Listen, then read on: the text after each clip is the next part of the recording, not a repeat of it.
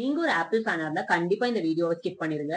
But what it just Apple too iPhone பாக்கெட்னு ஒன்னு launch பண்ணிருக்காங்க. ஃபேமஸ் ஜாப்பனீஸ் டிசைனரான இசி மியாக்கேன்றவங்களோட சேர்ந்து கொலாபரேட் பண்ணி இதை லான்ச் பண்ணிருக்காங்க. இந்த டிசைனர் தான் வந்து ஸ்டீவ் ஜாப்ஸோட ரொம்ப ஃபேமஸான டர்ட்டில் நெக் ஷர்ட்டையும் டிசைன் பண்ணவர். பட் ஏன் இப்போ இதை பண்ணணும்? அண்ட் வந்து அதை பார்த்தாவே நம்ம பார்ட்டி காலத்துல எல்லாம் தச்சு கொடுப்பாங்கல்ல, அந்த மாதிரி பேக் மாதிரி தான் இருந்துச்சு. இதுக்கு எதுக்கு $230 அண்ட் $150 வச்சு செல் பண்றாங்கன்னு தெரியல. பட் இதுக்கு பின்னாடி ரெண்டு மார்க்கெட்டிங் ரீசன் இருக்குன்னு எனக்கு தோணுது.